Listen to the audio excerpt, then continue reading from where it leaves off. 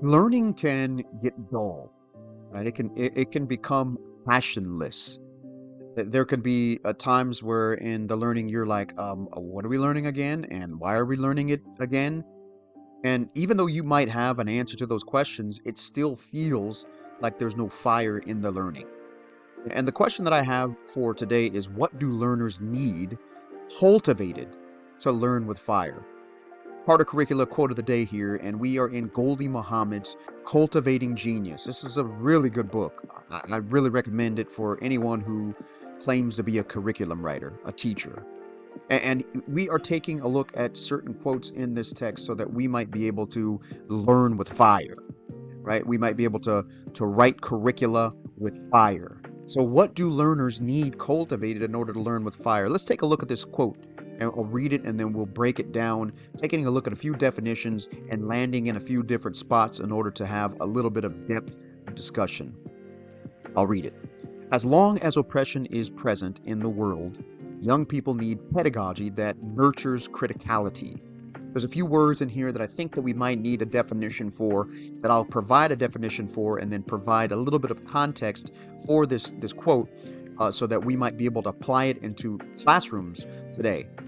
As long as oppression. So let's take a look at the word oppression, and we find in Longman Dictionary that the word oppression just means to treat people unfairly or cruelly, and it prevents them from having the same rights as other people have. So oppression is to hold people back from having rights. Even though other people have rights, it's like, nah, y'all don't get the rights. Pedagogy. Pedagogy is the definition of pedagogy is to practice teaching or study of teaching. So it's like it's to teach, right? Or to learn how to teach. And then the final word that I think that we need some context on, some definition for, is the word criticality.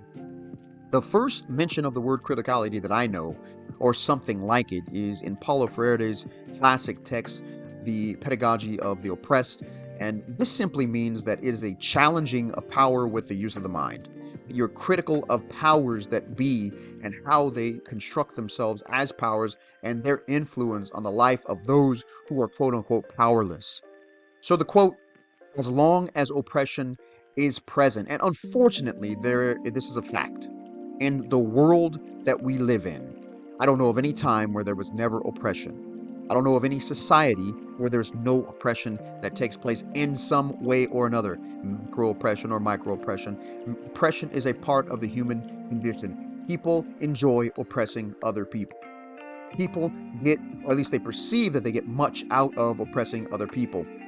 When this is present in the world, this actually impacts young people, right? So a young person's not coming into the room, especially a person who is in a group that is being oppressed. They don't come to the room and go, oh, well, outside of this room, my oppression doesn't matter because I'm here and I'm just learning onomatopoeia. I'm just learning how to deconstruct a verb or parse a verb. None of that is left outside the room. The oppression is so pressing on the individual life that they bring the oppression that the world presents to them into the room. So therefore, if you are teaching students who are part of groups that are traditionally or have been traditionally oppressed or are being oppressed right now, you must understand they bring that into the room. Young people need a teaching practices, the study of teaching. Young people need teachers to understand how to cultivate criticality or cultivate a critical mind in terms of how these powers are constructed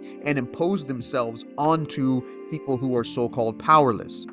This is how you provide fire into the learning. Fire into the learning is always about how you create relevance in the learning. And so here in this text, we see Goli Muhammad instructing us that oppression is present in the world, however it's present in the world. Then that means teachers need to stand up and cultivate young learners enough so that they are able to question powers that be and ultimately create plans of action to resist those powers that be. Now, this is quite powerful teaching here. This is the kind of teaching that it's disruptive.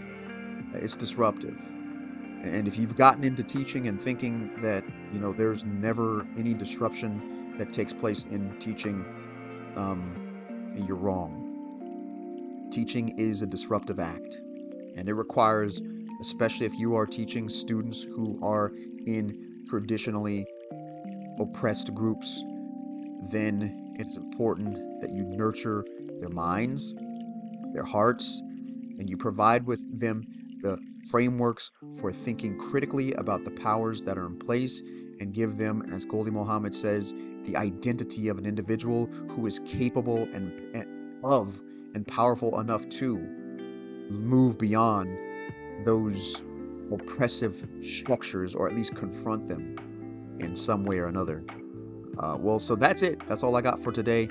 Tomorrow I'll be back with another Carter Curricula quote of the day.